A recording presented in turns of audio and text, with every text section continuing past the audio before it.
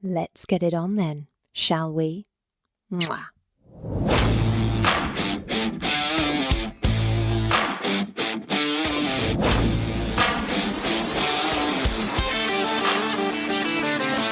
Welcome to Sex on the Peach, your weekly hump day dose of everyone's favourite untalked about topic, sex.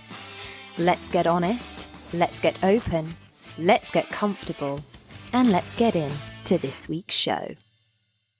Friends, lovers, listeners, happy Wednesday, happy hump day, and happy Sex on the Peach Day, and happy holiday season to all who celebrate.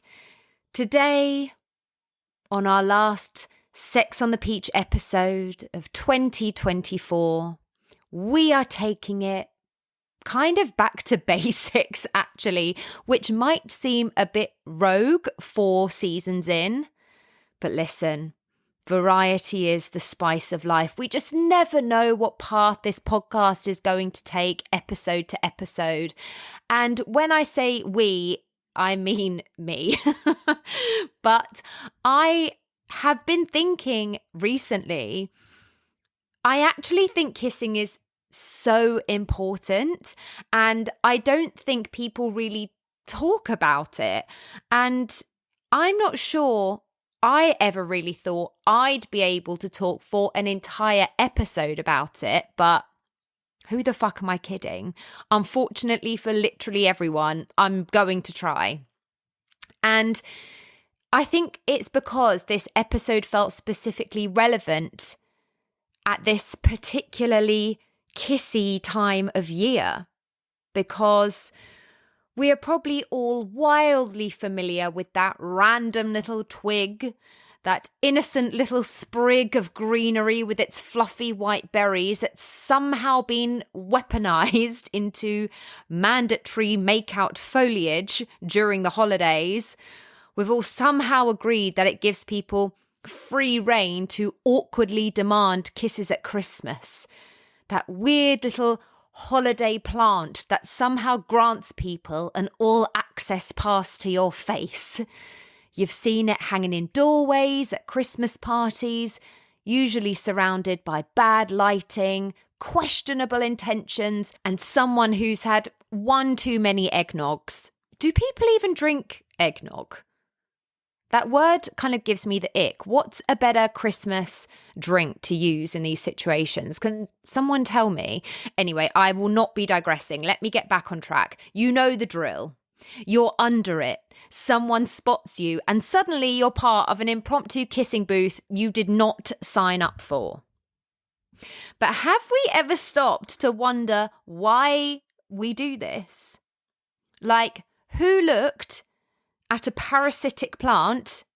Yes, mistletoe is literally a parasite, which is actually kind of ironic, and thought, you know what would make the holidays better? Forced snogging.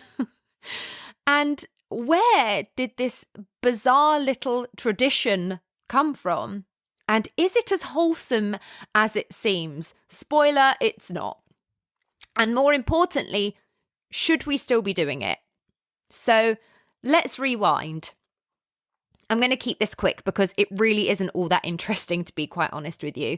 But unsurprisingly, its backstory is more problematic than charming. Mistletoe has been a thing for centuries, way before Christmas was even invented. So, history teacher hat on. Ancient Druids believed it had magical properties because it stayed green during winter, and they saw it as a symbol of fertility and a remedy for barrenness, which is a bit of an overreaction, if you ask me. Then we're going to skip some time out, and we're going to take a huge fast forward to the Victorians, and things got weird. So back then, if you ended up under the mistletoe, you were basically contractually obligated to kiss whoever asked. And refusing wasn't just awkward, it was considered rude. Can you imagine? Oh no, I couldn't possibly not snog this stranger. It's so impolite. So refusing a kiss under the mistletoe was considered a huge faux pas. Basically the 19th century equivalent of leaving someone on red. But a tradition built on obligation and guilt, it's kind of sketchy. And listen, I'm not here to be a Grinch. If you want to snog your partner or your partner's faces off under some mistletoe, cute. I recommend it. I think I even recommended that specifically in last year's Christmas special. Spontaneous mistletoe moments in those circumstances, I love. I'm obviously not talking about that. And I get it. I know this is supposed to be festive fun, but let's be real. We actually do a lot of shit in the name of Christmas and holidays. And the idea of a plant pressuring people into kisses isn't aging all that well. Sure, it's all in good spirits these days most of the time, but mistletoe definitely had its origins in the you owe me category of romance. And honestly, do we need to keep letting a parasitic shrub guilt us into locking lips?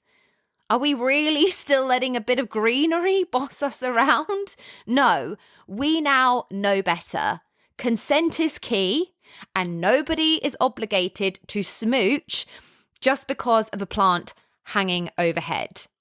So, as we dive into today's episode, we can give mistletoe the little side eye it deserves, but while it's a little messy, a little outdated, we can at least just give it credit for starting this conversation. We are diving lips first into everything kissing, what makes a kiss magical versus a total dud, how to actually tell your partner what you like without making it awkward, and why those steamy makeout sessions seem to vanish in long-term relationships. We will also tackle whether kissing always has to be a prelude to something more, or if it can just be its own fun, intimate moment. As always, I will be reading out your questions, stories, and thoughts, and today you all really delivered. In fact, you kind of took care of the episode for me. So let's pucker up and get into it. Here is Mistletoe and Makeouts, a Christmas special.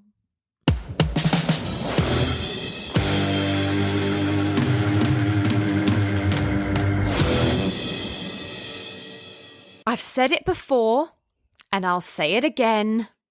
I'm a mouth gal. It's truly the pro and con of dating me.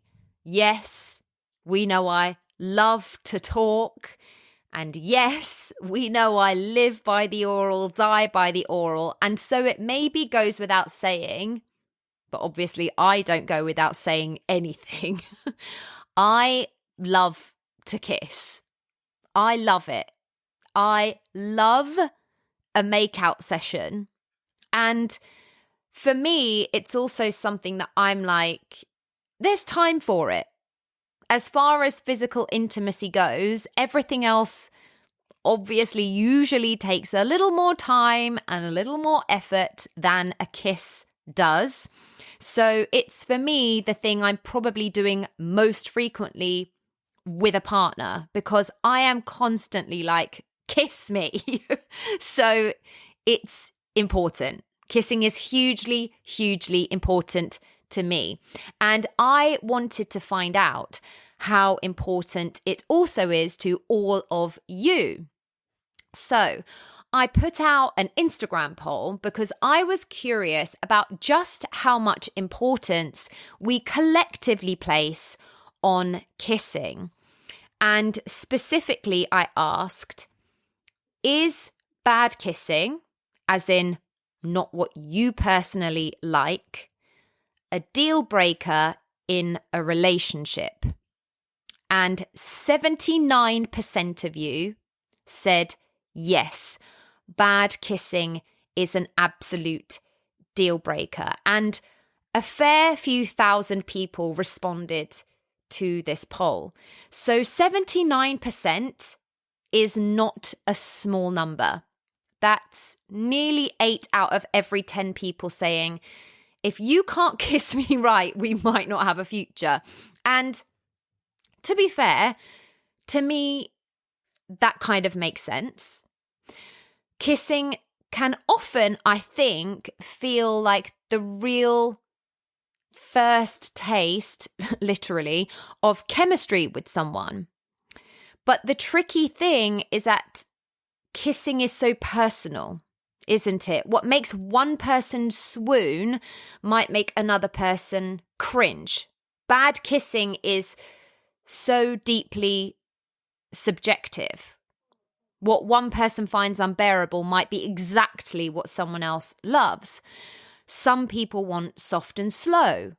Others are all about intensity. Some people love a lot of tongue, and some people think the tongue is Satan's literal handiwork. So when we say bad kissing, we're really saying kissing that's bad for me. And I think bad kissing can feel like it hits hard because it's not just about technique, it's about connection. A bad kiss can feel like an instant red flag that you are not aligned with someone.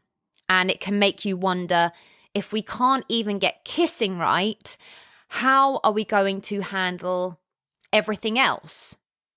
And that probably means in the physical sense, but it's not just about the physical act. It's about feeling in sync with your partner. Because even if someone is lovely in every other way, a bad kiss can sometimes feel like it overshadows that because it's such a visceral, in the moment experience. And those are sometimes hard to ignore. But there is the 21% who said it's not a deal breaker. And so I wonder if they mean if kissing isn't great in the first instance, or if they mean they are happy to keep going with a relationship with a kissing situation that isn't 100% their vibe, or if kissing isn't all that important to them in general. And look, if we're talking about persevering when the kissing isn't all that great to begin with, maybe they are onto something. If the connection is strong in other ways and people are willing to learn and adjust, as with everything else, it's possible that kissing can be worked on. Nobody's born a perfect kisser, a perfect anything. Well, perfection doesn't exist, but you know what I mean. But it's all a skill, and every new person, partner, relationship comes with its own learning curve of what we all like and enjoy. And you know I'm going to say it, communication is key. And with a little patience and practice, I would like to hope that even the worst kisses can be leveled up. But both people have to care to make it work. It might be one of those things where your kissing styles aren't compatible. And then I guess it's a bigger conversation. And if a kisser, the kisser in question, isn't interested in picking up on your cues, learning what you like, finding something that works for both of you, then of course, it might become a deal breaker for even the most optimistic amongst us. But either way, the takeaway, I would say, from this poll is pretty clear. Kissing matters.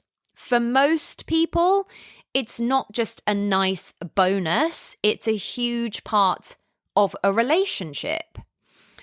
It is one of the earliest ways we connect physically and emotionally, and when it's not right, it can be hard to move past that. So naturally, I then wanted to ask you all about your takes on the art of kissing. And here is what you all had to say about the do's and don'ts of locking lips. Here we go. Hate too much tongue, just gets in the way and ruins it. Pecks or someone with no control of their tongue and lips. Mouth opening and positioning, too much tongue or darty tongue, hell. Breath hygiene. I've got long hair, so a girl grabbing it during a kiss is 100% win. Good, use of hands and body closeness. Bad, tongue out of nowhere. Bad if they are like a washing machine going round and round in sloppy circles. Defo keep that tongue away at first. Take your time with that shit. Lack of tongue. Just a feeling. A good kiss says a lot about how someone is feeling in that moment. Too much tongue too soon. Teeth. According to my wife, I'm still not sure how I kiss with my teeth, but it happens. Too much tongue. Someone responding to you and being present rather than going, this is my move, I do this. Bad kiss when they keep their eyes open. Not being on the same page and if they tell you how to kiss. Eyes, close them. Eyes open isn't just a bad kiss. I feel like I'm in a horror movie. Too much aggressive tongue, the darting in and out. Nope. Love a cheeky lip bite and slow. And lastly, being able to mold and change the way you kiss to the other person. It should be harmony. So even though I think there's a fair level of agreement on some subjects there's a lot to unpack, and it just kind of shows how important it is to stay open-minded, that as with any other sexual act, we all like different things. And with that in mind, I would say, as was mentioned in that list, a good kiss really then is all about presence. You can tell when someone is just phoning it in, I think. There's no energy, they're not really responding, and you're like, are you just mentally running through your grocery list? Like, what's happening right now? So a great kiss really happens when both people are fully in that moment. They're paying attention to what the other person is doing, adjusting rhythm, adjusting pressure to match, responding to subtle cues. And we aren't expected to know what someone is going to like before we do anything. So it's not about being perfect or good, but it is about being attuned, I would say. Because I think it's a delicate art to find that sweet spot. It's giving Goldilocks art of kissing, not too much, not too little, given that list. You don't want to come on too strong, but you also don't want to hold back so much that it feels like a kiss from your Aunt Mildred. Too much tongue too soon, and it can feel like an invasive dental examination. Like when someone tries to shake your hand but ends up literally crushing it instead. And wetness, a little, is cute. It's a kiss, not a board meeting, but I guess if your partner's like wiping their chin or needing a towel afterwards, maybe it's too much. It's kind of a lot to consider, really, isn't it? I don't personally love a a face eater, feeling like someone is trying to consume my soul. Like I'm here to kiss and not reenact The Walking Dead. Listen, if that's your thing, if that's your vibe, then by all means, face eaters unite, and I'm thrilled for you. It's just not my bag. But on the other end of the spectrum, if your lips are just kind of there, unresponsive, I don't know, your partner might start to wonder again, what's up? So I would say for me personally, the magic lies in the balance. For me, a good kiss is soft, at least to start, but with intention, and passionate, but not frantic. I'm not asking for much. But it's about matching the energy of your partner and letting the moment guide you. There's give and take. There's a little improvisation. The goal is to connect. You're not trying to conquer one another. And obviously, yes, there are technical factors. I would say bad breath is an instant mood killer. So when you can, prep accordingly. Mints, gum, brushing your teeth, they're all allies. I get it. Sometimes you've eaten a meal together, whatever. My worst is after a night out and it just happens. It's giving alcohol nightmares. But when you can, find a quick fix. It's just more pleasant for everyone, isn't it? And also, it's that time of year where our lips are just not at their most hydrated. They're all a bit chapped. So a little lip balm goes a long way. We don't want to be kissing sandpaper. And I say that for ourselves as well. I'm not saying our partners are giving sandpaper lips. Sometimes we are too. So treat yourself to a little chapstick. I'm actually obsessed. When people see them, they're like, what the fuck is that about? I'm obsessed with the lip smackers that are flavors of soda. And I buy them in packs of 10. And it will be Coke, Fanta, Sprite, grape Fanta. There's loads of different flavors. And whilst they might look high school when I pull one out of my bag, I will say everyone I kiss is always what have you got on your lips? It tastes really nice. So there you go. They do taste nice too. So look them up. Soda flavored lip smackers. But I think that's important to me. I like to taste nice, in every respect. But beyond these mechanics, of course, kissing is wildly subjective. Again, we've said it once, I'll say it again.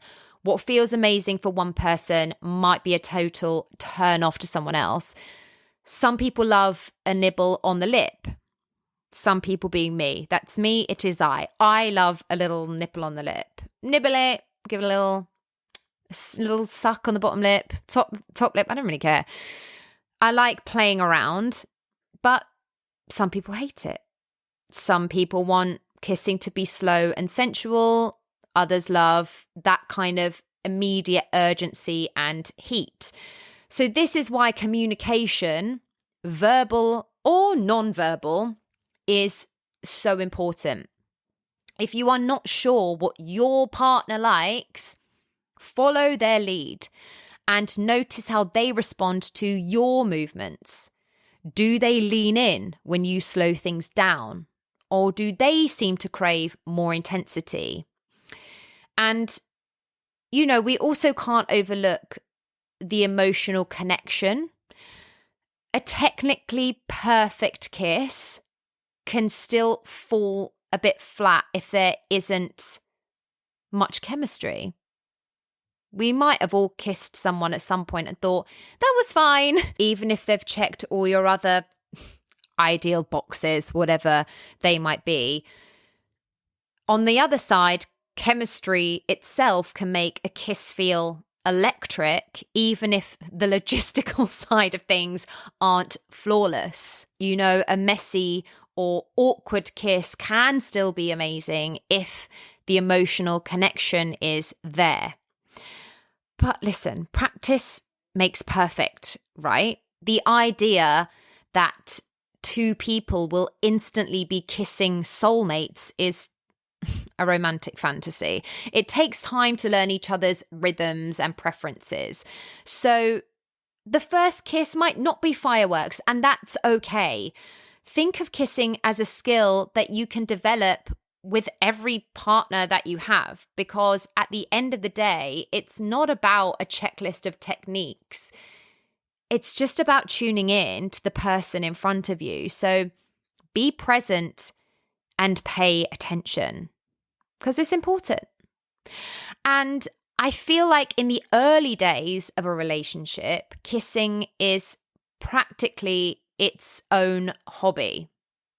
You just spend hours I do, tangled up together, lips locked, not caring if you're in a parked car, on a couch, leaning against a kitchen counter. It's not even about getting somewhere. It's the main event. And fast forward a few years, or for some people even a few months, and kissing can sometimes be relegated to quick pecks before work, a half-hearted smooch during a Netflix binge, or something that only happens when it's leading to sex. It almost becomes a formality. So I wanted to find out why making out disappears in long-term relationships. And so I asked my lovely Instagram responders, those of you in longer term relationships, do you still make time for kissing and make out sessions? And I was actually really happy to find out that 57% said yes, which is amazing. I love that it's over half. 21% said sometimes, and 22% said no. So for those that this does apply to, I mean, maybe making out just isn't your thing, but if it is and it just isn't happening anymore, why does making out disappear in long-term relationships? First, there is the obvious culprit, which is comfort. When you are in a new relationship, kissing is part of the discovery process. It's exciting, it's charged, and it's one of the ways you build intimacy. But as time goes on, you settle into a routine, kissing can start to feel less essential. You've already caught each other, so the little romantic rituals that once felt so important can start to slide, because there's the simple reality of life getting in the way between work, kids, social commitments, and the soul-sucking pull of the endless to-do list. Who has time to make out for an hour anymore? It's much easier to default to a quick peck on the cheek than to carve out the time and energy for a full-blown makeout session. And when you've been together long enough, kissing can start to feel like a warm-up for other things. So why spend time kissing when you can just skip straight to sex? But kissing doesn't have to be a prelude to anything. In fact, making out for the sake of making out can be one of the simplest, most enjoyable ways to reconnect with your partner. And when you take sex out of the equation, kissing becomes its own form of intimacy. It's a way to be close and playful and present without any pressure. It's a reminder of those early days when kissing was exciting all on its own. Here we fucking go. Let's talk about the science. Because this is why makeout sessions are worth reviving. Kissing releases feel-good chemicals like dopamine, oxytocin, serotonin. They all boost your mood, reduce stress, and strengthen your emotional bonds. It's basically a shortcut to feeling closer to your partner. And also, if you're kissing, you're taking a moment to slow down and focus on each other. In a world where we are constantly distracted by phones and emails and TikTok, that kind of focused connection is rare and precious. And I also think there's something deeply nostalgic about making out. It takes you back to not just like the early days of your relationship itself, but also the early days of our own kind of sexual discoveries when everything felt new and exciting. And like, who doesn't want to relive a little bit of that? Go back to your youth. Let's bring back the makeout sessions. It's like hitting a reset button on your romance. So how do you bring back making out into your relationship without it feeling forced or awkward? Well, just start by creating some opportunities for it for a start. You don't have to block off hours of your day. Just find a quiet moment when you're both relaxed and in the mood to connect. And maybe you're watching a movie together, or before bed, or even in the middle of the day when you're both home. Just make it feel spontaneous and fun and not something you're just checking off a list. And try mixing up your routine to create a bit of novelty. I think part of what makes kissing so exciting in the beginning is the element of surprise. So steal a kiss when your partner isn't expecting it. Steal is such a bad word. I don't know why I haven't thought of that before. You know what I mean? But have a playful makeout session in the kitchen while dinner's cooking, or go really old school and pull your car over somewhere, turn on some music and just make out like teenagers. And I don't know if it'll feel cheesy to you. I think that's part of the fun. I love it. I'm down for a parked car makeout session. And if it's been a while since you've had a proper makeout session, it might feel a bit rusty at first, just like anything else that you haven't done for a while. But the more you do it, the more natural it will feel, and the easier it will be to recapture that feeling. And one of the best things about making out for its own sake is it takes that pressure off. There's no expectation to go further or make it lead to something else. It's all just about enjoying everything in the moment. Those kinds of no strings attached intimate moments can be incredibly freeing, especially in long-term relationships where sex can sometimes feel like a chore or an obligation. Not what I want. It's obviously what I'm trying to help make sure doesn't happen, but it does sometimes. I'm not stupid. And it's just a great way to reconnect if you are feeling distant. Because when you've been with someone a long time, it is easy to fall into patterns where intimacy gets pushed to the back burner. And kissing is a really simple, low pressure way to break out of that pattern and remind each other that you are still attracted, still connected, and still willing to make time for each other. And if you want to keep the makeout magic alive, make it a regular part of your relationship. You don't have to schedule it. Just look for little moments to sneak in a kiss here and there. A quick makeout session in the morning if you want to keep a breath mint in the bedside drawer, But it can set the tone for the day. A longer one at night can help you wind down and reconnect if you've both had busy days or you're working jobs where you're like passing ships in the night. It's just honestly one of the easiest ways to keep a little flame burning. So let's all reclaim the art of the makeout session. I think it might feel like a small thing, but trust me, it can make a big difference. But focusing on something I've already mentioned, one thing I wanted to ask is, do you often feel pressure that making out has to lead further, or are you happy to enjoy it as an independent event? And again, I was really pleasantly surprised that 66% said enjoy the moment. I fucking love that. I was really, really thrilled to read that because I actually thought that answer would be in the minority. And 34% said they feel pressure that it has to lead further. And I know I've already mentioned it, but I think we should talk about this expectation, this unspoken rule that kissing is just the opening act, the warm-up, the pit stop on the way to Penetration Palace. You know what I'm talking about.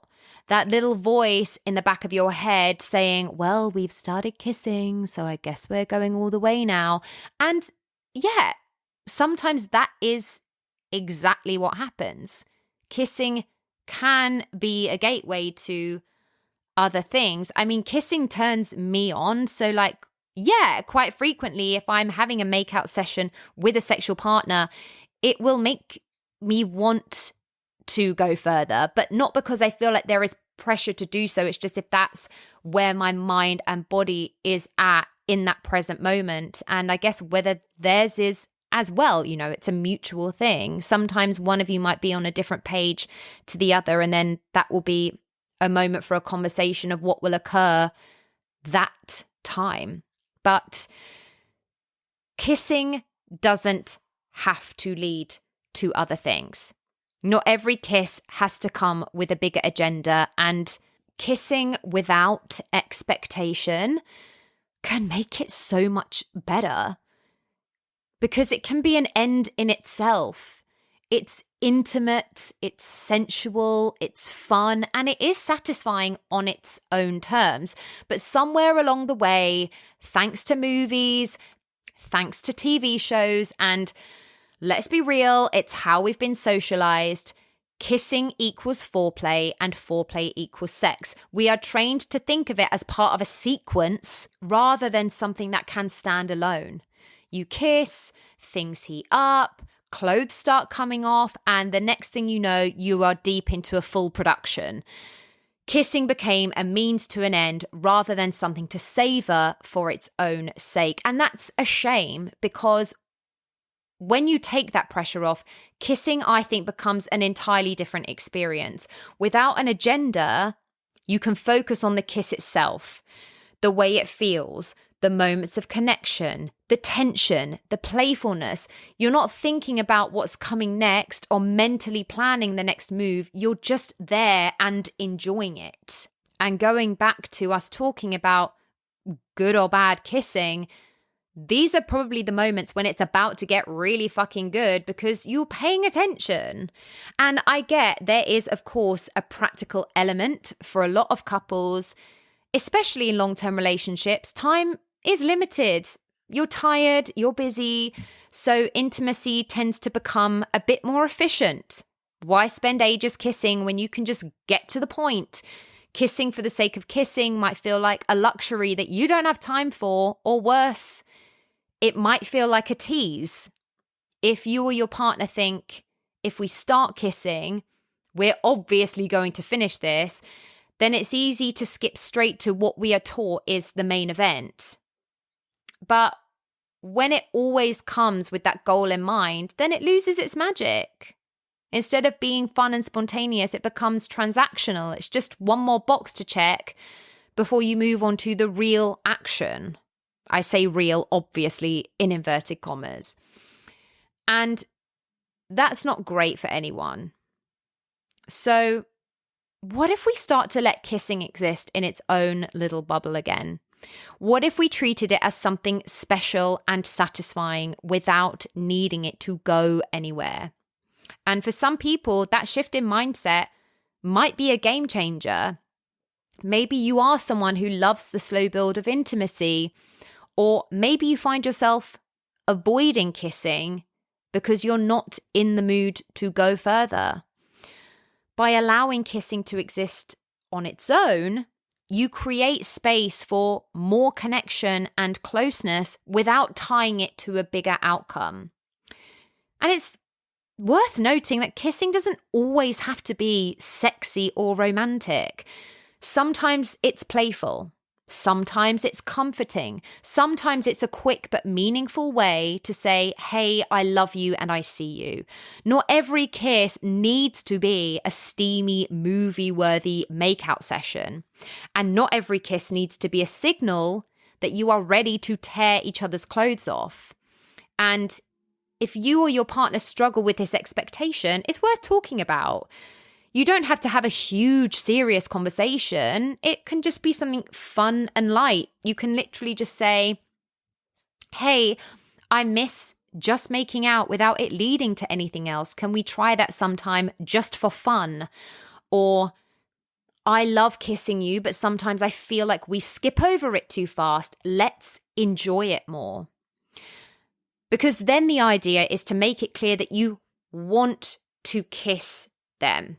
Not because you're trying to get somewhere, but because kissing your partner feels good. And you can then also set the tone yourself. You can initiate that kiss without trying to escalate things further. You can pull back when you're ready and let it be its own moment. And it might, of course, take some practice to rewire those expectations, but it's worth it because once you stop treating kissing like a means to an end, you'll notice the benefits of it. It's a great way to reconnect with your partner when you don't have the time, energy, or even maybe the desire for sex. It keeps intimacy alive in your relationship without requiring that full production. And again, the science. It releases oxytocin, the bonding hormone. So it is literally, scientifically good for your relationship. And yeah, of course, on the sexual side of things, it is a fantastic way to build tension because when you take sex off the table, kissing becomes more exciting. It creates anticipation. It makes you feel like teenagers again. It reminds you that intimacy can be playful and lighthearted. Sometimes the act of not going further can be sexier than anything else. Kissing doesn't have to fit neatly into a sequence.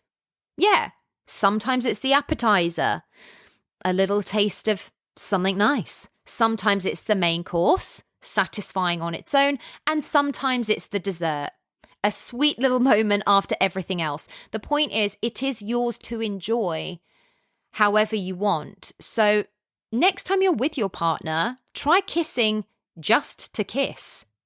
Let it be playful. Let it be slow. Let it be messy, whatever feels good, because the moment you stop treating it like a stepping stone, you might find that kissing becomes even better than you remembered. And on that, another question I threw out to the Instagram hive mind was, what's your ideal length of time for a makeout session? And 37% of you said 1 to 5 minutes. I like it. It's quick, efficient, it's to the point. 54% went with up to 30 minutes. That was the majority. And yeah, that's a solid, dedicated makeout session. It's not too rushed. It's not too long. It's enough time to enjoy it, build some tension. Everyone leaves buzzing. 3% said 30 minutes to an hour. Shout out to this small but dedicated crew that is bringing some serious endurance to the table. Now, 6%, the bold few, said over an hour. And I am obsessed with that because that is a serious commitment. Because I think I would probably I would be between the up to 30 minutes and 30 minutes to an hour. Probably around 30 to 40 minutes is cute. But I'm obsessed with over an hour. That is a commitment. It's giving makeout session that doubles as cardio. I am not the most hydrated of gals. We all know this. I'm a dehydrated queen. But I am curious about your hydration strategy. Are there breaks for a little sip? Let me know. I need more information because I can't remember the last time I made out for over an hour, but I am obsessed with this and I would not be averse to that. I think I would absolutely thrive and be absolutely loving it.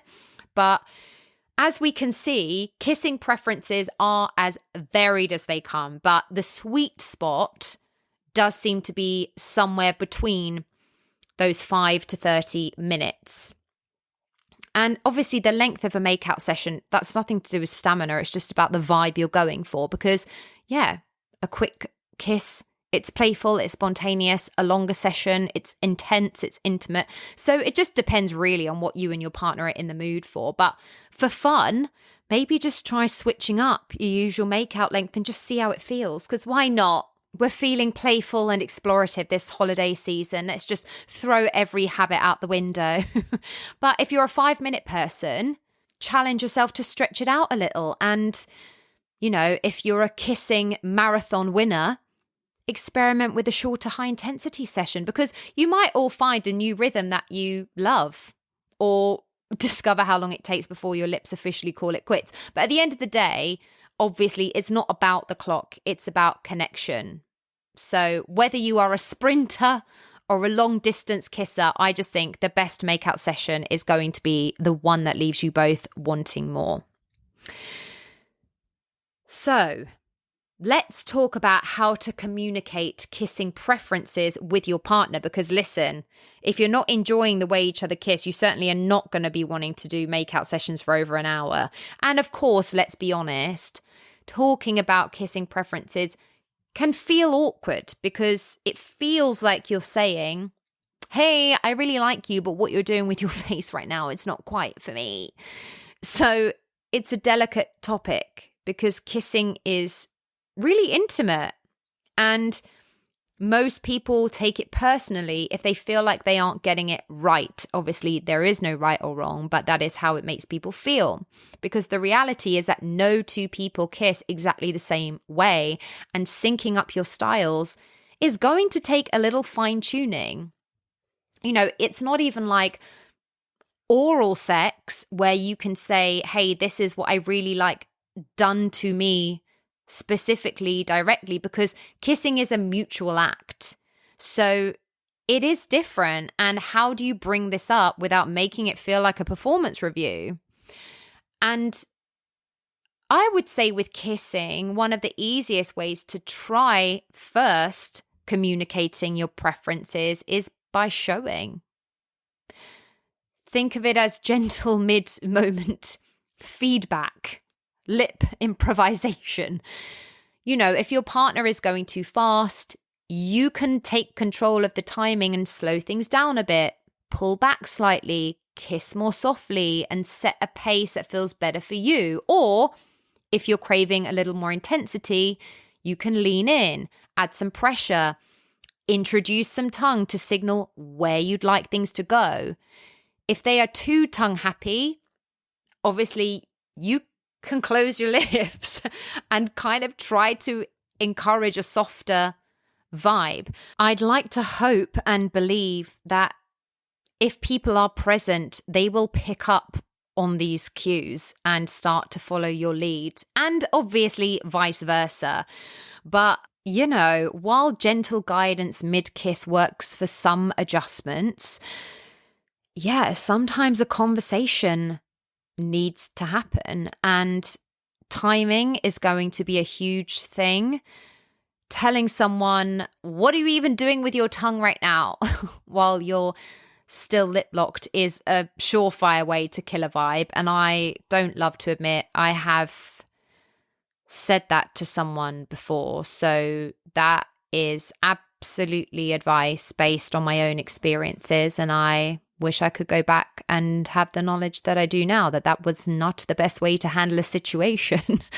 So save the feedback for a time when you are not currently swapping saliva, but keep it light and playful, and always frame it in a way that's encouraging and not critical.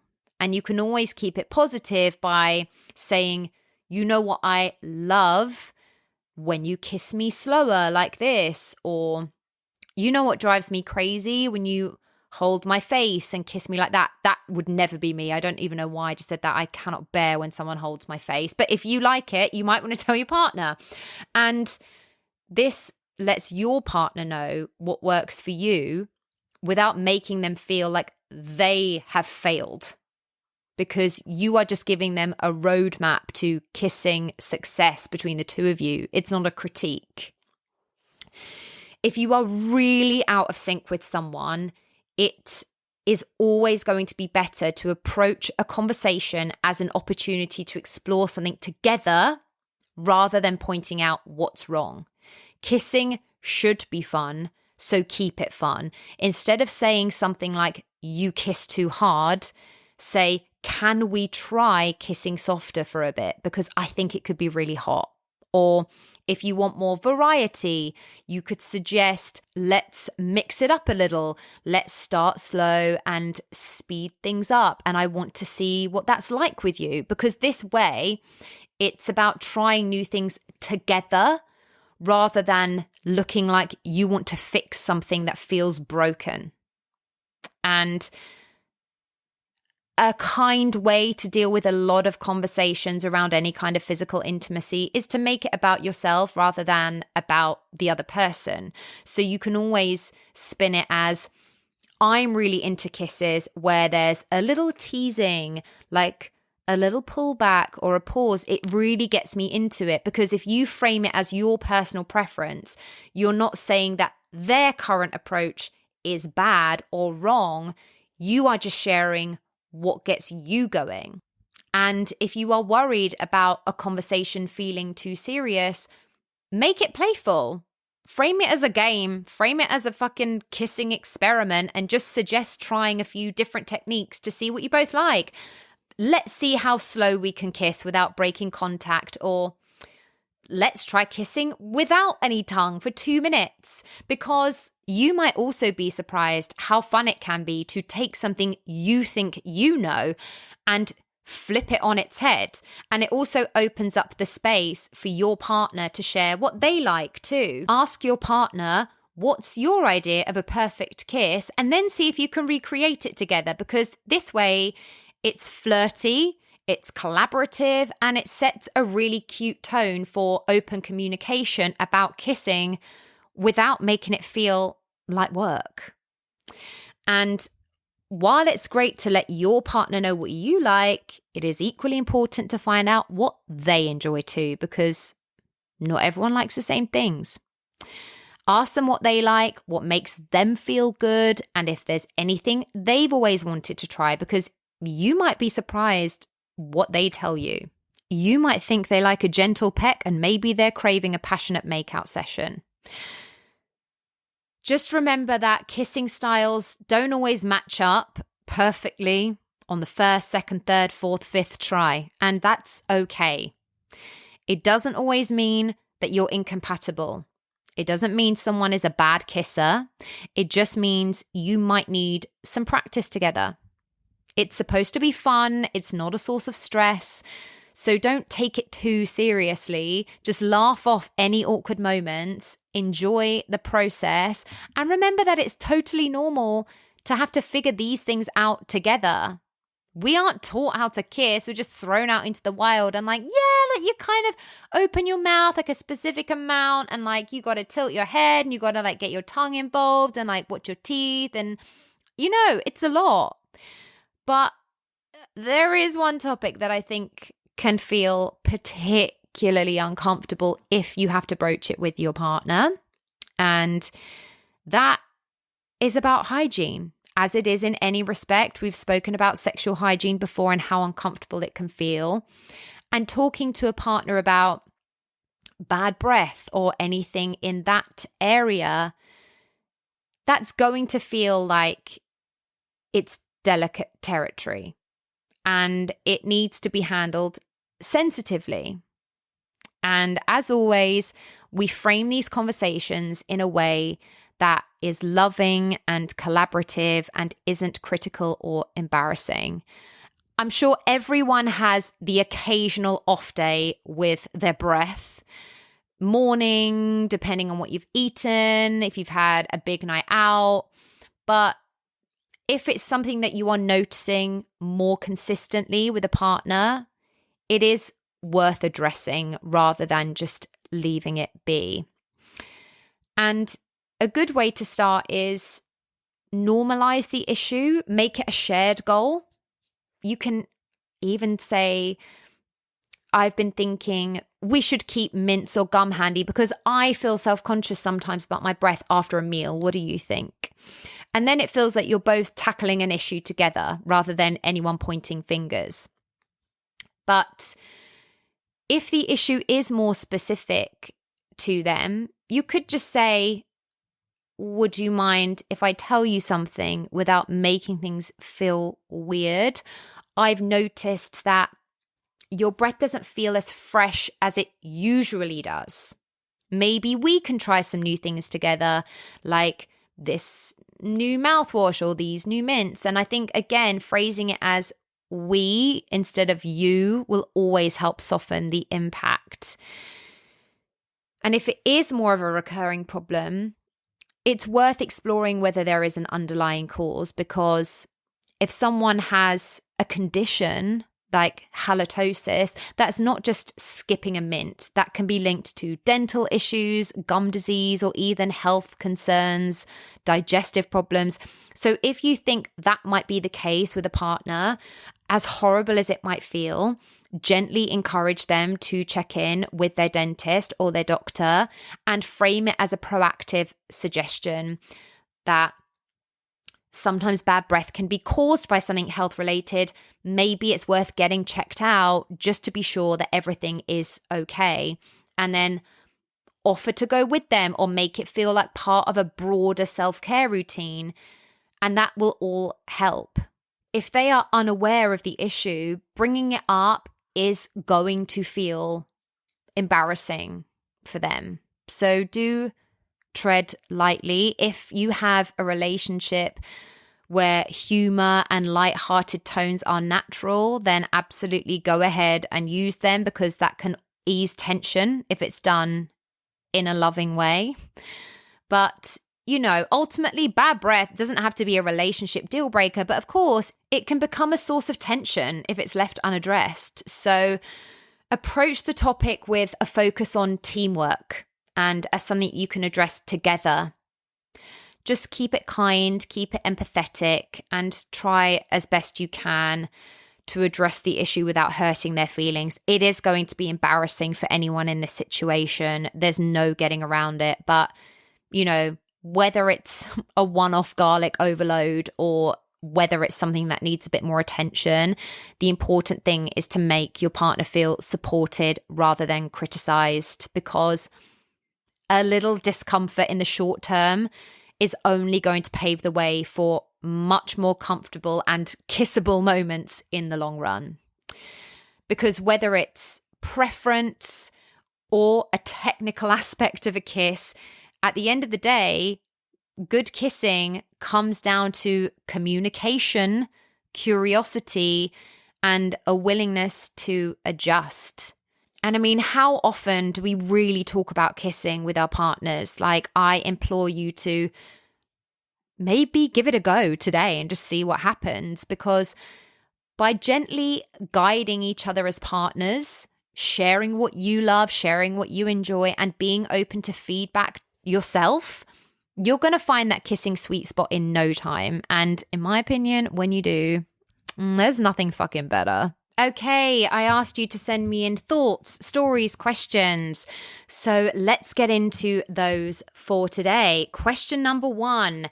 Is it normal to be grossed out by too much tongue? Well, listen, if you're not into too much tongue and your partner's going full washing machine, then of course it's completely normal to feel turned off to it.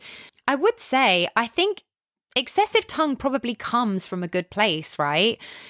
I think people just think they're being passionate and showing how much they're into you, and the execution just isn't landing. So as we've literally just spoken about, that's where the communication comes in. If it feels overwhelming, it's totally fine to pull back, literally and figuratively. Mid-kiss, just try and guide the pace by softening your movements or breaking for a moment to recalibrate. Just slowing things down might help your kissing partner to pick up on what you're looking for. And if that adjustment doesn't do the trick, it doesn't have to be a mood killer or a critique session. Just sort of say, you know what really gets me going? When you go slow with your tongue, it's such a turn on. Again, we just frame things as what we like rather than what another person is doing wrong. And then it's an opportunity for us to connect better. And also, tongue preference. It's wildly subjective. And if you're on opposite ends of the tongue spectrum, it doesn't necessarily mean you're going to be completely incompatible, but it does mean you need to find a middle ground. So maybe you both experiment with the amount of tongue and intensity until you discover what works best for both of you. My partner and I have been together for years and kissing feels kind of routine. How do we spice it up? Well, first of all, kudos to you for recognizing that and wanting to mix things up. We've sort of touched on this in the episode already. It's completely normal for kissing to fall into that peck and go in long-term relationships. Life gets busy, routines happen, and kissing is just something you do on autopilot. Quick pecks on the way out of the door or a habitual kiss before bed. So one of the easiest ways to spice things up is to change the setting. If you're used to quick kisses in the same places, whether that's the hallway or the bedroom, switch it up. As I already said, have a little makeout in the car like teenagers, or kiss in the kitchen when dinner's on. Or in the bathroom when you've just brushed your teeth together, surprise your partner with a kiss when they least expect it, or pull them in when they're mid-sentence, or grab them by the collar when they're coming home from work, because that kind of spontaneity is hot. And no agenda, no expectations, just have a 2-minute makeout session on the couch and remind yourselves how fun kissing can be. And if it's a little awkward at first, that's completely fine. Just laugh through it and keep going. And also, I can't believe I haven't mentioned this already. Let's not all forget the power of our hands, because in my opinion, kissing is like a full body experience. It's not just about the lips. It's about touch too. You can use your hands on your partner's face. Again, not for me, but a lot of people love it. You can put your hands in their hair. I do like that. Use it to pull them closer. You can explore each other's bodies a little bit while you're kissing, whether it's on each other's waists or like even like running your fingers down their back. Like, I literally get excited talking about this shit. That kind of physical touch makes the kissing feel more connected, and that's sort of giving, it's reigniting butterflies for me just talking about it. So, you can also invite other body areas in. It's still kissing, and I don't mean like your genitals. I mean like, focus on different areas like each other's necks or jawlines, or I don't know, just like other cute areas of each other's bodies, because those unexpected kisses are incredibly intimate, and it shows your partner that you're present and you're paying attention. And even though you've been together a long time, you might find new areas that your partner likes being kissed. And that can be really exciting, actually. I always think when you discover something new on a partner's body, I just think that's really fucking cool. Anyway, just make it a priority again in your relationship, because I think people consider kissing as something that we grow out of after the honeymoon phase. But no, that should not be the case. So just start building it back into your routine, but with intention. Spicing up your kissing life. It's not about grand gestures. It's just about shaking off the autopilot. So be intentional, be present, and be playful. Grab your partner, ditch the quick peck, and just remind yourselves why kissing is one of the simplest but most intimate ways to connect. Is it a bad sign if I don't feel fireworks when kissing someone new? No, not necessarily. The whole fireworks thing, we've been sold that by movies, romance novels, and some overly dramatic pop songs. And it's all a bit overrated. Of course, it's fantastic when it happens. We've all, I think, had one of those kisses where tension has built up for whatever reason over time, and the first kiss feels like the earth has moved. The choir of angels have started singing. But for a lot of people, immediate spark isn't the reality. Chemistry can be really subtle. Sometimes it takes a really long time to build. Sometimes a first kiss is nervy. It's awkward. It's trying to figure out what the other person likes. So if you don't feel like you're floating on air during an initial lip lock, don't panic, because it is not necessarily a sign that things are doomed. And if someone connects with you in a bunch of other ways that are really important to you, they're kind, they're funny, they're smart, they're great to talk to. You know, not everyone is going to immediately sync up to the same rhythm during kissing. Maybe they are nervous, maybe you are nervous, maybe it's just a matter of figuring it out. Just think of it as a rough draft. You might kiss them a few more times and suddenly find yourself thinking, okay, now we're getting somewhere, you know? Sometimes those physical connections deepen as you get more comfortable with each other and you stop overthinking it. Obviously, there is a difference between this is okay, it could get better, and no, I actively hate this. It's worth paying attention to how it really makes you feel, because of course a bad kiss can improve with communication, but if you are genuinely fully turned off or you feel like your body is shouting abort mission, don't ignore that. You know, chemistry is subjective, but your gut feeling is usually pretty reliable. So if you are cringing at the thought of another kiss with that person, that might be your answer. Everyone deserves to feel good and connected, and you shouldn't feel guilty if something just really doesn't click. But, you know, I just think focus on being present in the moment than worrying about whether you are seeing fireworks, because sometimes sparks that we all seem to be looking for, they don't hit like a bolt of lightning. They build quietly over time and they can turn into something steady and satisfying. You know, we don't need explosions. So if you like this person in however many other ways, give it a few more chances. My partner doesn't like kissing like at all. Is this a red flag? Oh, that one is tough. I mean, I suppose it depends why they don't like kissing. I guess not everyone is into kissing. For some people, it might be just not something they naturally enjoy. And I guess that's okay. You know, people have completely different comfort levels with physical affection. But if you are with someone for whom kissing is a big part of intimacy and connection, that mismatch can feel like a huge spiral, actually. Is it something they've always felt? If so, that might just simply be their preference. Do they find kissing awkward or not as appealing as other forms of physical affection? If that's the case and kissing is a significant love language for you, I mean, you definitely have to have a conversation about how you can meet each other halfway.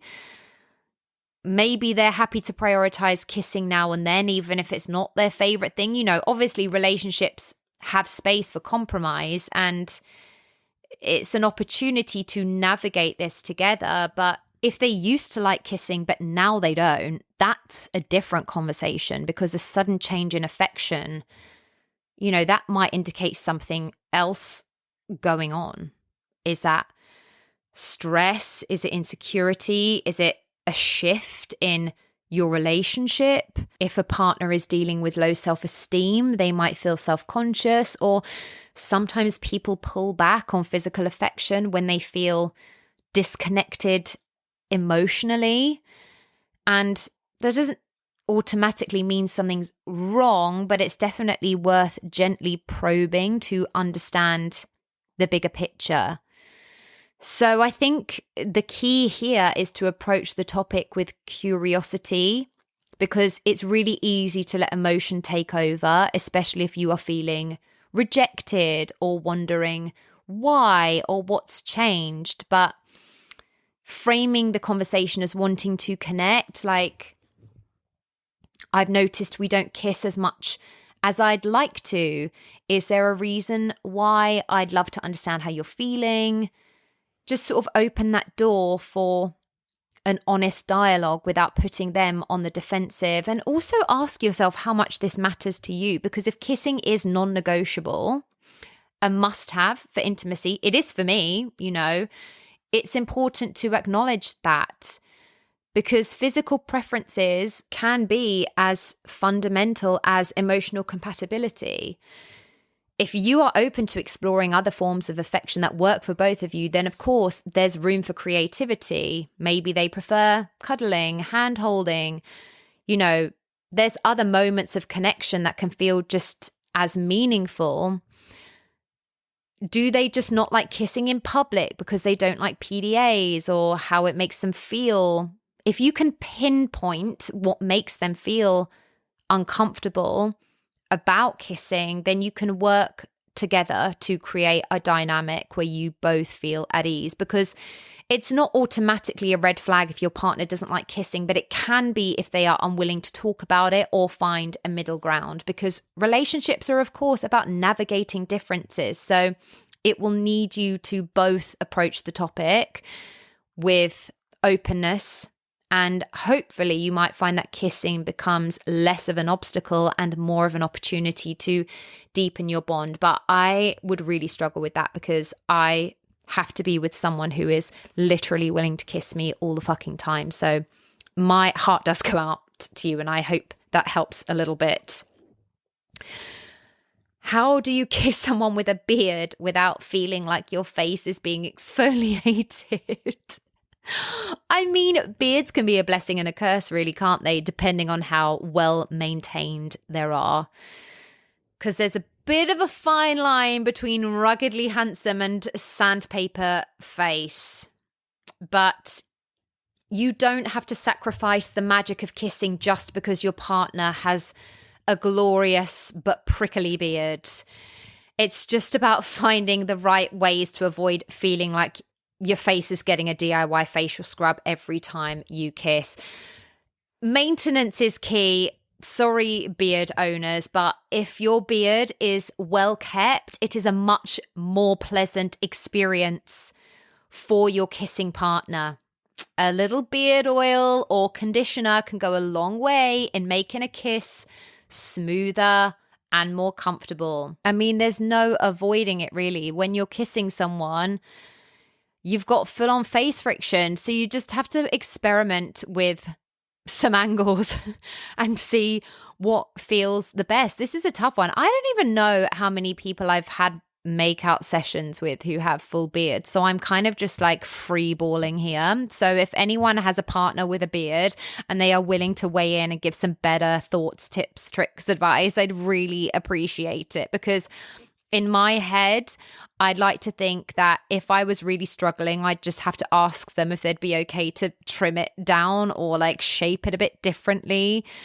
I'd like to hope that people who have beards are aware of how they feel against someone's skin, and they'd be open to adjusting things if it is affecting your kissing or physically intimate experiences together. So I would say beards can be really hot, and we don't want kissing people with them to be a daunting task. So it might take a little maintenance and a bit of communication and a few adjustments, but we all deserve to enjoy a makeout without feeling like we've been scrubbed raw. So beard owners, please, for us, make sure it's a soft and well-groomed one, because our faces will thank you.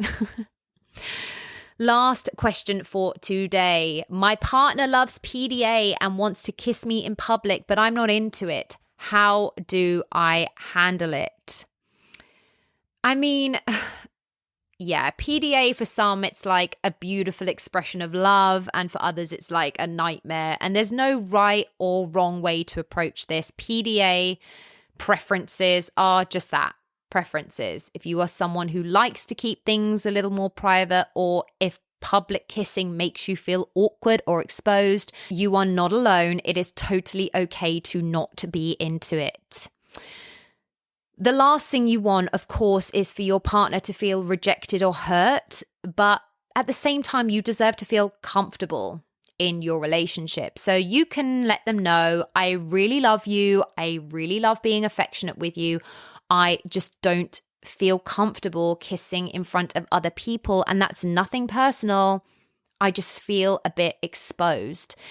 And this way you are reassuring them that it's not a reflection of how you feel about them, but rather about your own comfort levels. So just keep it light and matter of fact. You don't need to apologize for your boundaries, but you might also want to explore why PDA isn't your thing, because for some, public kissing might bring up feelings of embarrassment or fear of judgment or fear of being too vulnerable in public. And if you have anxiety about attention in general or being in the spotlight, it might help to explain that. And it might just be something as simple as you prefer to keep intimate moments more private and save them for when it's just the two of you in a more personal setting. But either way, understanding why you aren't into PDA can help you explain it to your partner in a way that's thoughtful and clear for them.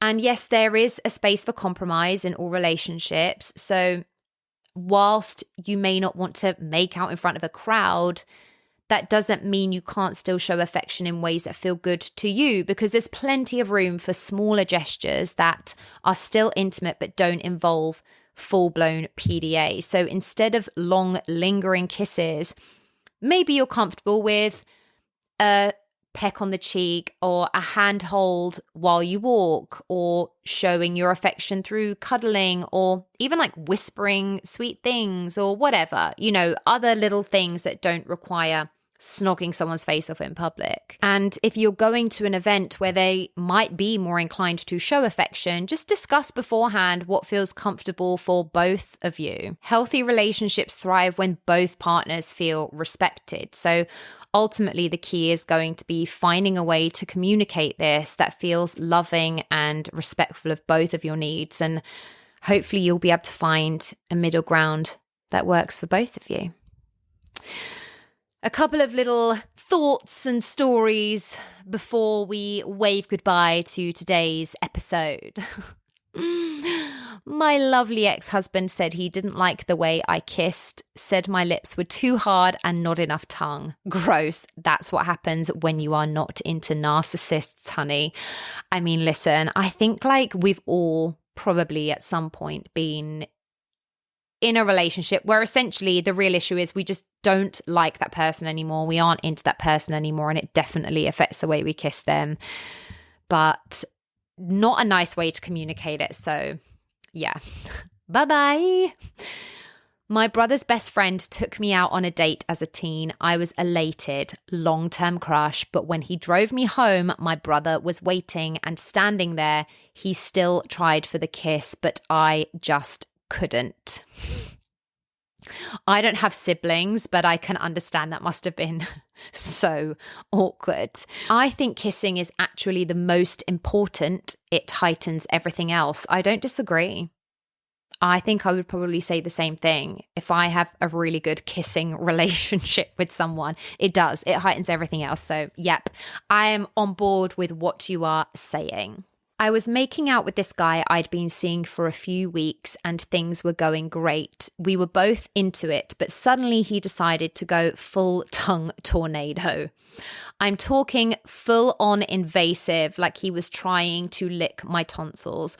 I tried to back off and subtly pull away, but he just followed me like a desperate puppy. I finally had to stop and say, "Are we making out or are you trying to eat me?" Needless to say, it killed the mood, but we laughed it off. I had to teach him that there's such a thing as too much enthusiasm when it comes to tongue. I do feel like there's been a rolling theme through this episode is it's not about too much tongue, but I'm glad that you laughed it off and that you seem to have learned your way through it with each other. I actually think, although it might have started as a disaster, that ended as quite a positive story. I like it. A friend of mine actually told me a story the other day that she was with her girlfriend and they were kissing whilst her partner was using a sex toy on her. And as she orgasmed, and while they were kissing, she chipped her partner's tooth. Oh, we do love a kissing disaster story. I remember actually a long time ago being real cringe, who gives a fuck, with one of my boyfriends. We used to love doing the Lady and the Tramp thing with like pasta, sweets, anything we could get our hands on. And I was being way too overzealous. I think it was, you know, those strawberry lace sweets, which I love. I can eat a whole packet in about 0.5 seconds. And I was being far too overzealous because I probably just wanted the majority of the sweet.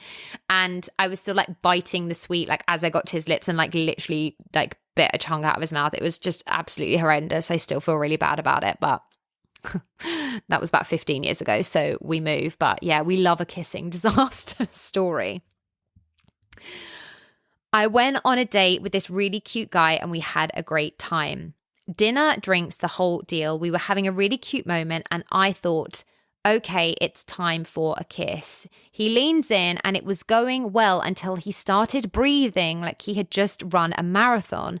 I'm talking loud, heavy, panicked breathing. Every kiss was punctuated by these exaggerated breaths in and out like he was preparing for a race. I literally stopped mid-kiss and said, dude, are you okay?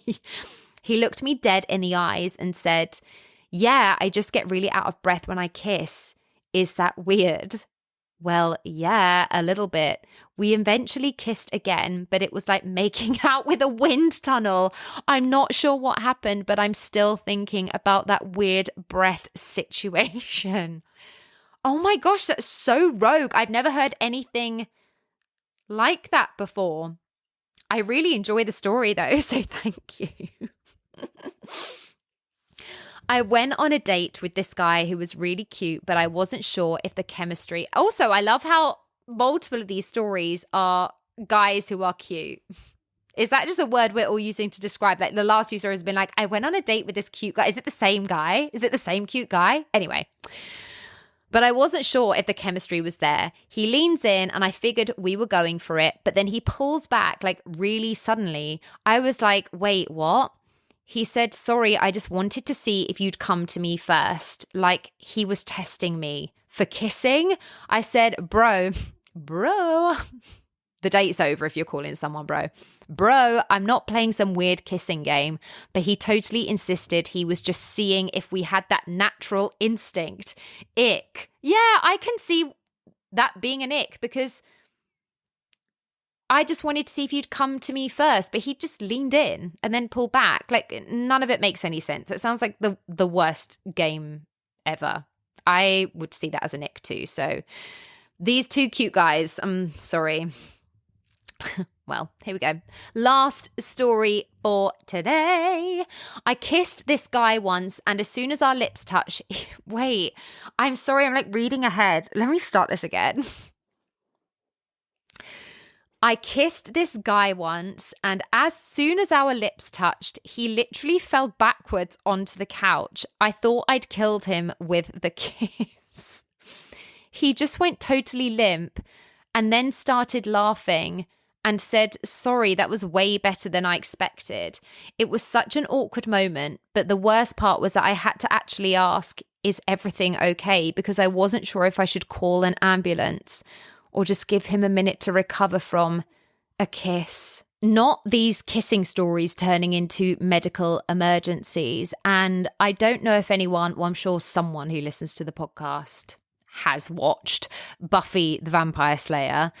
It is one of my favorite programs. And Cordelia in the program, who is kind of a bitch, but whatever, we grow to love her, sees this other character, Angel, for the first time. And this reminds me of this quote because she sees him and she says, call 911. That boy is going to need some serious oxygen after I'm through with him.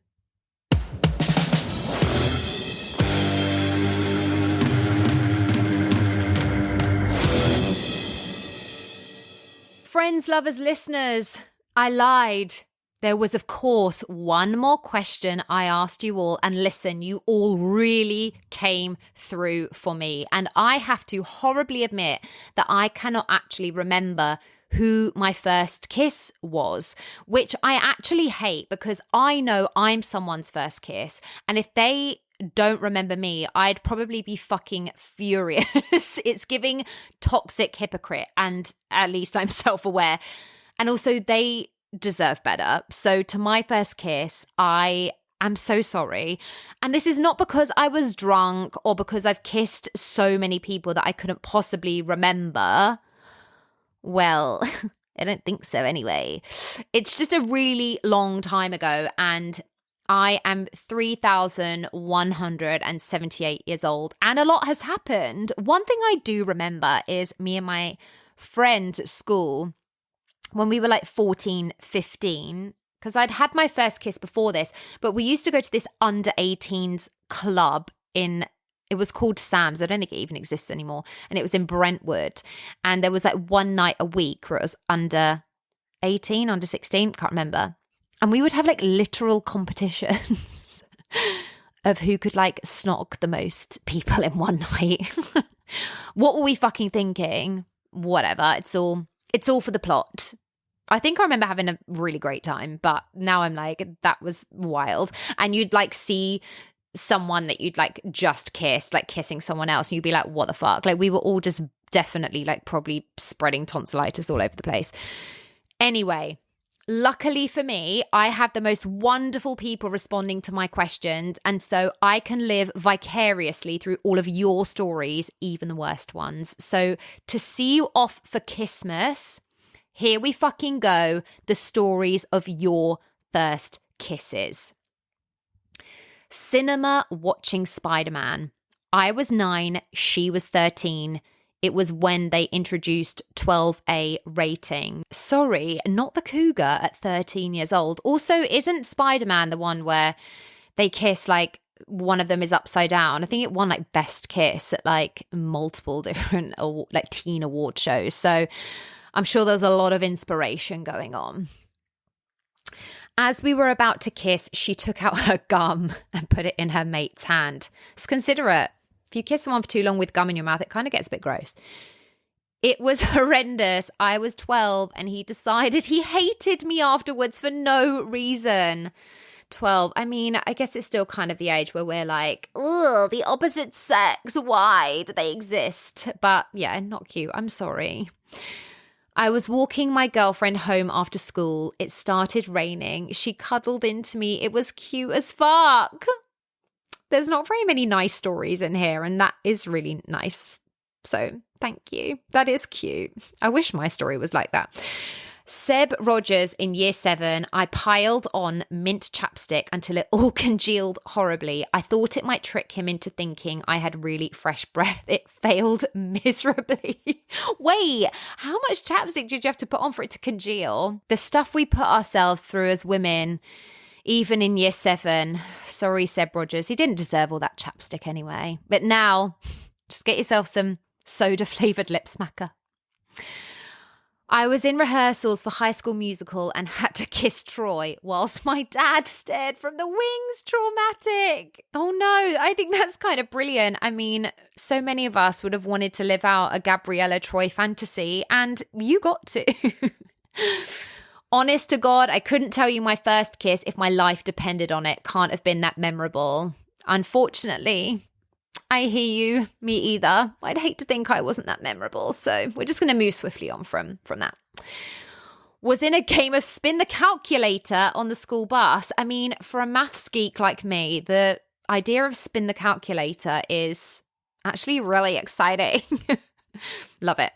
At boarding school, we were all teaching each other how to kiss in the dormitories. So we just used to snog all the time. It's giving lesbians. Well, this is from my friend who is actually a lesbian. So I guess it really is giving lesbians. But I should have asked this question actually. How did people like learn to kiss? Because I used to practice on the back of my hand. One of my friends used to practice on their pillow, which I was like, wait, doesn't your mouth get really dry? Like just like licking fabric. But I always used to kiss on the back of my hand. I know some people used to snog their own elbow. I should have asked this question. It's too late now because I've managed to talk for like over an hour about kissing. So we can't be doing another episode. But yeah, I would be interested to know how people practiced if they did. was with a boy in year 7 I had to date because all the girls in our group had to date one of the boys in the other groups, and everyone took turns in the alleyway by school as everyone watched and had their first kiss. We broke up 2 weeks later. Not everyone watching. That's giving like dance improvisation circle where you have to like go into the middle and like do a dance move. That's how that makes me feel. My butthole is clenching just at the thought of everyone having a go, exploring something that's actually so intimate and people like watching. Not that for you. I'm so sorry. It was magical. On the floor at a large sleepover in the middle of the night. We are still friends. Yes, another nice story. I love that one. And I love that you're still friends. That's so cute. In a cinema, it was awful, felt so sick. I had to go to the toilet to throw up. Oh my gosh. I wish you'd sent more detail. I wish we had more context. What made you need to throw up? Also, I'd hate to be that other person. It was soft, tender, and amazing. Just the right amount of tongue. For your first kiss, that is setting the bar high. Lucky you. Did everyone else after live up to it? No. Probably not. Left date with first girlfriend, gutted I didn't kiss her, turned back, ran after her, called her name and kissed her. Oh, it's giving rom-com. It's really setting up the rom-coms from the very first relationship. That's actually super cute. First kiss was in some random bushes with some boy on the way home from school. I lost my maths books, had detention for loss of book. A neighbour found it the day after and took it to my mum, who then thought I dumped it in there to avoid doing homework. Still to this day, she doesn't know. I'd have been devastated if I lost my maths books. I was such a maths geek at school. Not in the bushes as well. Were you okay? Hope you didn't get nettle rash. It was fucking awful with a guy called Stuart, which explains it all. Wait, what does that mean? What's wrong with guys called Stuart? At a school disco where I went to a single-sex grammar school, and the teachers thought it was a great idea to combine both schools for the school disco. This happened to me as well before I went to Italia Conti. My schools were all single-sex and they would combine us, and it was always messy. Anyway, when we are 13, 14-year-old, hormone-riddled, inquisitive sex pests, exactly. And I was dancing with this tall boy, bearing in mind I quite literally started growing backwards and have remained 5'3" since I was 12. And I was wearing these awful animal marshmallow trainers and a flared sleeve top, and he leaned in to kiss me, and the flary sleeve got caught in his mouth. Then his braces. I guess you were like holding his head, right? Otherwise... yeah, okay. I don't know. All the while, he's got his tongue down my throat like a washing machine. And when we pulled away, my top was still in his mouth and it tore. And I panicked and pulled my arm quickly, bringing him with me because the top was still caught on his braces. Then he started crying. I started crying. Honestly, I was not surprised that after that ordeal, he came out a few years later. Oh, that just got worse and worse. But... are you suggesting that kiss was enough to turn him off women completely? He's like, I just don't want to kiss another woman with a flared sleeve. The top is stressful. Also, like, I greatly care about my clothes, so I would be really upset if a kiss ripped a top of mine, I have to superficially admit. First gay kiss at college, I remember who with and where, and it was the first time where I felt like everything made sense. And I came out not long after that. That is gorgeous and so by far like the sweetest story that we had in about a first kiss. I really love that for you. And thank you for sending in that story because I love to hear that, and I'm glad everything made sense and that it started such a gorgeous positive journey for you. That is amazing. These are the first kiss stories we really want, aren't they? But anyway, I have saved the most dramatic one for last, so a huge thank you to my friend who sent me this because here we fucking go. I was 18, still never been kissed. all of my friends had, and I felt left behind. I'm going to take a brief pause because I hate that. Like, the pressure to have had to have done it by a certain age is wild, but I understand the pressure. Obviously, the same can happen with virginity as well. Anyway, I don't want to digress too much, but I hate that you felt that way. Anyway, let's get back into it. I am desperate to get this done and over with, and at this point, I don't care how. One night, my friends and I go to the club. I lied to my parents and told them I was at a church sleepover. I meet this guy in the club who is not cute at all, but I do not care. This is my chance to get out of never being kissed hell. We make out. It's horrible. I don't know what I'm doing, but he really has no idea what he's doing. His tongue is assaulting my entire mouth. It's a mess. We are making out for what feels like an eternity. Once we are finally done, he tries to get me to be his girlfriend. Weird. So I run away to find my friends have left the club without me. Snakes. I'm feeling pissed off that they've left, and also kind of sad that this first kiss I'd basically spent my whole life hyping myself up to was so shit and gross and unromantic. I get home from my innocent church sleepover to find my neck is covered in hickeys. I freak out. I'm about to go and see my grandpa for the weekend. My entire family is going to be there. I cannot turn up with hickeys everywhere. My family is Japanese. They are going to think I'm a whore. Out of total panic, I confess everything to my mum, that I lied about the sleepover and went to a club and made out with the first person I saw. Surprisingly, she is really chill about it. Go, mum. I put on a scarf for the entire weekend, even when I'm sleeping, because we all have to sleep in the same room. And my mum keeps an eye out for me to make sure nothing is showing. We're good. It's all gonna be fine. Until my throat starts feeling weird. Just a sore throat maybe from all the endless belting of every musical theatre song under the sun. But it gets worse. My throat is swollen, so swollen. I can't swallow anything, even my own saliva. I have a raging fever. I pass out in my grandpa's kitchen. My dad drives us back home early so I can see a doctor, but it's a 4-hour drive. I still have to wear my scarf to hide my hickeys from my dad and my brother. I feel so unwell. It's hell. I finally get back home and see a doctor ASAP to find I've contracted tonsillitis. Tonsifucking-litis. My first kiss gave me 1,000 hickeys and tonsifucking-litis.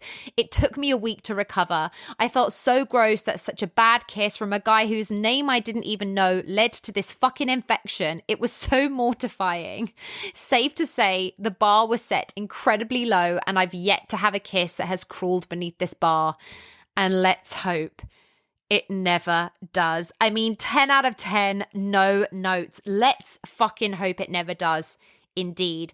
I know I'm in the minority here. I love a fucking hickey. Obviously, that is very pertinent to your circumstances at the time, that you would not have wanted them. But I personally am all about a hickey. I've said it before, I'll say it again. Come at me, you little fucking vampire. But that might have been enough to put you off for life.